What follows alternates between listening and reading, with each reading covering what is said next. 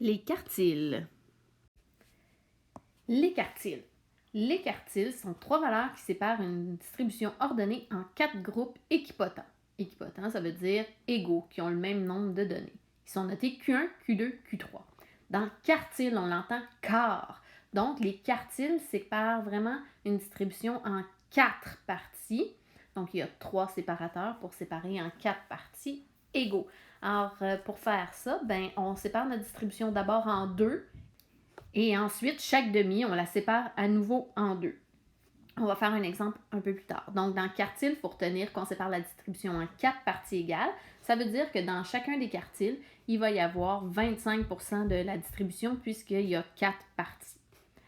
Les mesures de dispersion, ça nous donne de l'information quant à l'étendue des valeurs de la distribution. Donc, c'est réparti comment? Est-ce que c'est très étendu ou les données sont très condensées? On va parler de l'étendue et de l'étendue interquartile qui en font partie. Donc, l'étendue, c'est l'étendue entre la plus grande donnée et la plus petite donnée de la distribution. Donc, dans le fond, ce qu'on fait, c'est le maximum, la donnée maximale, moins la donnée minimale. Alors que l'étendue interquartile, c'est la différence entre le troisième quartile et le premier quartile. Donc, l'étendue interquartile, qu'on note EI, c'est Q3 moins Q1. C'est important de comprendre que pour l'étendue interquartile, ce qu'on est en train de regarder, c'est le 50% de la distribution qui se trouve au milieu de la distribution, alors que l'étendue régulière, donc c'est le 100% de la distribution, on regarde il est étendu de quelle façon. Alors, on va faire des exemples pour bien comprendre ce que sont les quartiles et ce que sont l'étendue et l'étendue interquartile. Alors, premièrement, c'est important de s'assurer que la distribution est en ordre. Ici, elle l'est. Alors, si je veux séparer ma distribution en quartiles, je dois séparer d'abord ma distribution en deux. J'ai 1, 2, 3, 4, 5, 6, 7, 8 données. Alors, si je sépare en deux, je vais avoir la moitié, c'est 4 données de chaque côté. Alors, je sépare au centre et ça, c'est mon deuxième quartile. Donc, c'est Q2 et ça correspond aussi à ce qu'on appelait la médiane. Donc, Q2, c'est la médiane. Et comment je fais pour la trouver? Je prends la moyenne entre mes deux données. Donc, 7 plus 14 divisé en 2. Et ça fait 10,5. Alors, Q2 ici serait égal à 10,5. Maintenant, j'ai 4 données ici que je dois séparer en deux. Donc, ce groupe-là, je vais le séparer en deux. Et ce groupe-là aussi, je vais le séparer en deux. Alors, si je le sépare en deux, je vais avoir deux données dans chacun de mes groupes. Et ça va être Q1, qui est en plein centre entre 5 et 7. Donc, pour le trouver, je fais 5 plus 7 divisé en 2, qui fait 6. Et ça va être Q3, donc en plein centre entre 17 et 18, donc 17,5.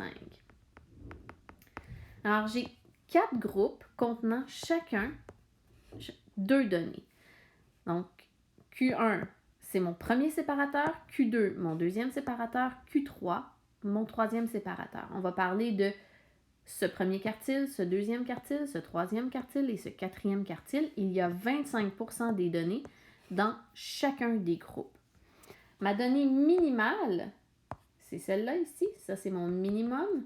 Et ma donnée maximale, c'est celle-là ici. Donc, si je cherche à trouver l'étendue des données, l'étendue, c'est la donnée maximale moins la donnée minimale. Ça fait un étendu de 17. Ça veut dire que mes données s'étendent sur 17.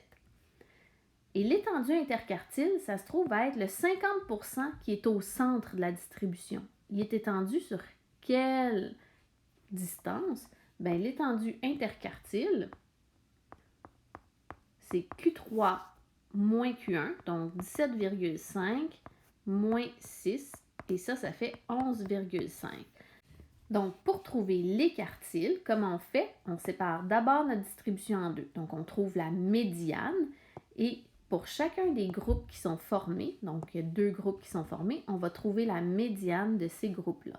Donc, c'est ça le principe. Là. Quand on sépare une feuille en 4, par exemple, on la plie d'abord en 2 et chaque moitié, on les plie encore en 2 et ça va nous faire 4 parties égales. Donc, ça va bien quand on a un nombre pair de données au départ et que chacun de nos côtés de la médiane sont constitués de nombres pairs de données. Allons-y avec tout le contraire. Dans l'exemple B, d'abord, je vais vérifier si mes données sont en ordre. Elles le sont, c'est génial. Alors, j'ai combien de données ici? 1, 2, 3, 4, 5, 6, 7. J'ai 7 données. Alors, si j'ai un nombre impair de données, ma donnée centrale fait partie de la distribution. Alors, 7 divisé en 2, ça fait 3,5. Ça veut dire que ma donnée médiane, c'est la quatrième donnée. Donc, Q2, qui est la médiane aussi de ma distribution. De ce côté, j'ai 3 données. De ce côté, j'ai 3 données. Alors, la donnée qui va être au centre de cette distribution, ben, c'est 3,7. Donc, 3 divisé en 2 qui fait 1,5. Donc, la deuxième donnée. Et ça se trouve à être Q1 et Q3. Alors, dans chacun de mes quartiles, j'ai 25% de ma distribution. Donc, ces données-là se trouvent à être les quartiles. Ma donnée minimale ici, c'est 2,2 et ma donnée maximale, c'est 6,9. Ce qui va me permettre de trouver l'étendue. L'étendue, c'est le maximum, 6,9, moins le minimum, 2,2. Et ça fait une étendue de 4,7. Donc, par rapport à ma première distribution, on voit que les données sont beaucoup plus rapprochées que dans la première. L'étendue interquartile, c'est le 50% qui est au centre. Et il est étendu de quelle façon? 6,9 moins 3,7, ça fait une étendue interquartile de 3,2. Alors, quand on compare l'étendue interquartile et l'étendue générale de la distribution, on voit qu'ils sont quand même assez rapprochés. Ça veut dire que les données, le 25% qui est le plus bas et le 25% qui est le plus haut, est très rapproché de mon 50% du centre. Donc, l'étendue max moins min, l'étendue interquartile Q3 moins Q1. Je fais un dernier exemple pour déterminer les différents quartiles. Donc, on s'assure que la distribution est en ordre. Ah, elle ne l'est pas, alors je vais devoir la remettre en ordre. Alors, j'ai replacé mes données en ordre. J'en ai combien? 1, 2, 3, 4, 5, 6, 7, 8, 9. J'ai un nombre impair de données. Ça veut dire que ma donnée qui est au centre, ce sera celle-ci. Elle fait partie de la distribution. Puisque 9 divisé en 2, ça fait 4,5. Ma médiane, ou Q2, ce sera la cinquième donnée. Ensuite de ça, je me trouve à avoir 1, 2, 3, 4 données dans cette partie-là et 4 données dans cette partie-là. J'ai un nombre pair de données, 4 divisé en 2, ça fait 2. Donc, je devrais avoir 2 données dans chacun de mes groupes. Alors, Q1 va tomber en plein centre entre 10 et 12. Alors, si tu ne sais pas comment faire, tu fais 10 plus 12 divisé en 2 qui donne 11. Donc, tu pourrais ne pas faire ce calcul-là si tu le sais, là, qu'en plein centre, c'est 11. Et en plein centre, entre 24 et 30, donc 24 plus 30 divisé en 2, ça va me donner mon Q3, mon troisième quartile. Et ça fait 27. Ma plus petite donnée, c'est 9 et ma plus grande donnée, c'est 42. Alors, quand je vais faire l'étendue des données, je vais faire le maximum, 42, moins le minimum qui est 9, et ça va donner une étendue de 33.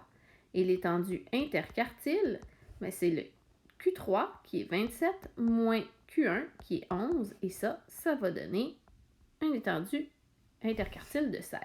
Ça veut dire que 50% de la distribution est étendue sur 16, alors que toute la distribution est étendue sur une distance de 33. Et les quartiles, c'est intéressant, surtout quand on les voit graphiquement. Vous allez mieux comprendre pourquoi. Donc, on va construire des diagrammes de quartiles.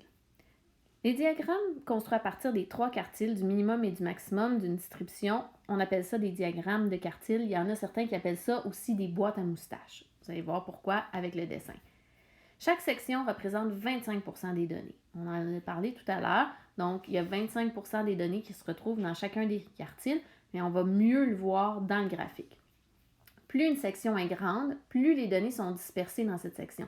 Ça ne veut pas dire qu'il y a plus de données. Il y a toujours 25% des données, mais on voit qu'elles sont plus dispersées.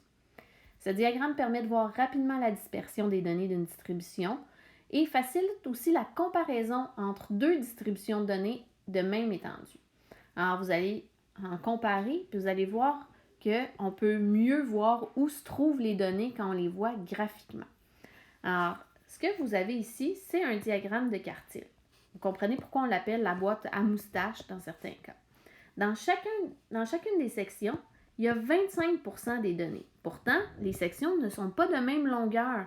Ce n'est pas le nombre de données qu'on nous représente avec un diagramme de quartile, c'est vraiment l'étendue de chacune des sections. Donc, on sait qu'il y a 25% ici des données, il y en a 25% ici aussi, il y en a 25% ici aussi, et dans cette section-là aussi, il y a 25%.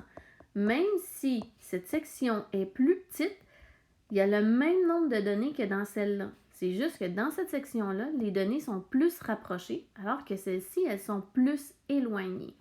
Donc, il y a autant de données ici que là. Ici, elles sont plus éloignées qu'ici. On remarque donc ici que les données du quatrième quart sont plus condensées que dans les autres quarts.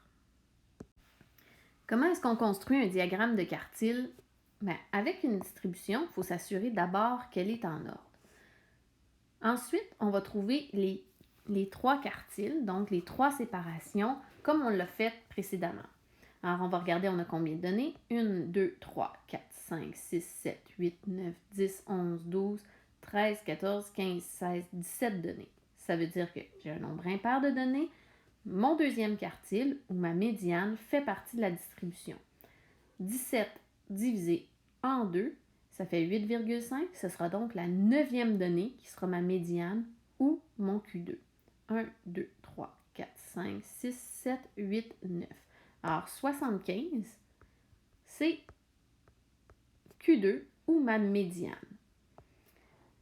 Ça veut dire que j'ai 8 données dans cette partie-là et 8 données dans cette partie-là. Si j'ai 8 données que je sépare en deux, ça fait 2 sections contenant 4 données chacune. Alors, Q1 va être en plein centre entre 69 et 70, et ça, c'est 69,5. Et Q3 va être en plein centre entre 103 et 108, et pour le faire, je vais trouver 103 plus 108 divisé en 2, et ça fait 105,5.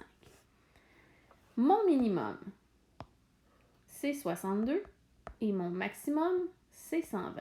Alors, je dois aller placer mon minimum Q1, Q2, Q3 et mon maximum sur mon axe. C'est important de graduer notre axe en fonction de ce qu'on a ici, comme minimum et maximum, mais aussi d'avoir des bons réguliers. Parce que si vous ne mettez pas les bons réguliers, vous ne verrez pas l'étendue et l'étendue interquartile. Et l'objectif d'un diagramme de quartile, c'est de pouvoir visuellement voir l'étendue des données. Alors, si ma plus petite donnée, c'est 62 et ma plus grande, c'est 120. Je regarde, j'ai combien de carreaux? 1, 2, 3, 4, 5, 6, 7, 8, 9, 10, 11, 12, 13, 14, 15, 16, 17, 18, 19, 20, 21, 22, 23, 24, 25. OK, alors j'ai 25 carreaux et je dois passer de 62 à 120. 120 moins 62, ça fait presque 60. Et si j'ai 25 carreaux, 60 divisé par 25, ça fait 2,4. Alors, je considère que faire des bonds de 3, ce serait une bonne option pour moi. Je vais donc commencer mes graduations à 60 et je vais faire des bonds de 3. Une fois que j'ai gradué mon axe, je vais aller placer mon minimum qui est 62, donc aux 2 tiers entre 60 et 63. Je place ici et je vais écrire juste au-dessus, minimum, c'est 62. Ensuite, je vais aller placer Q1 à 69,5, donc tout près de 69, et je vais écrire au-dessus Q1 égale 69,5. Évidemment, vous prendrez une règle, là. C'est plus difficile pour moi sur l'iPad, mais vous pouvez prendre une règle pour le faire. C'est important de faire ça correctement. Alors, Q2 est à 75, je vais donc placer Q2 ici qui est à 75. Ensuite, je vais placer Q3 à 105,5. Donc, Q3, 105,5 et mon maximum à 120. Alors, l'étendue interquartile est représentée par des boîtes ici. Donc, 50% de la distribution se trouve à être entre Q1 et Q3. On voit que dans cette section-là, il y a vraiment un plus grand étendu qu'ici. Mais est-ce qu'il y a autant de données ici et là? Oui. Il n'y a pas plus de données ici que là. Ce qui est représenté, c'est vraiment l'étendue des données. Donc, il y a autant de données ici que là, mais elles sont juste plus étendues dans cette section-là. Et on va relier notre premier quart et notre dernier quart, comme ça. Donc, on fait bien notre boîte à moustaches. Le premier quart, le deuxième quart, le troisième quart et le quatrième quart. Il y a donc 25% des données dans chacune des sections. Mais ici, les données sont vraiment plus dispersées, alors que c'est dans cette section-là que les données sont le plus condensées. Alors, dans quel quart les données sont-elles le plus condensées? C'est dans le deuxième quart. Et dans quel quart sont-elles le plus dispersées? C'est dans le troisième quart. Et j'insiste, il n'y a pas plus de données dans chaque quart. Donc, c'est important. Il y a autant de données dans chacune des sections, c'est juste qu'elles sont plus dispersées. C'est maintenant le temps de me mettre sur pause pour faire les exercices sur les quartiles. Alors, à vous de jouer, faites les exercices et ensuite revenez pour pouvoir avoir la solution. Oui, mets-moi sur pause. Allez. Je le ferai pas pour toi. Vas-y, mets-le sur pause. Merci. Alors voilà, pour le A, Q1 c'était 5,5, Q2 9 et Q3 14,5. Pour le B, Q1 était de 17, Q2 21, Q3 30. Pour le C, Q1 7,5, Q2 23,5 et Q3 33,5. Alors que pour le D, Q1 c'est 45, Q2 c'est 75 et Q3 87. On y va avec un dernier exemple. Mets-moi sur pause et essaye-le. Ensuite, reviens-moi pour écouter la solution. Alors, avec la première information, le plus bas résultat est 55. Ça nous donne une information que le minimum est 55. Le premier quartile est 59, donc on sait que Q1, c'est 59. Le résultat médian est 80. Bien, ça, c'est Q2 ou la médiane qui est 80. Avec l'étendue qui est de 40, bien, ça nous dit que le maximum moins le minimum me donne 40.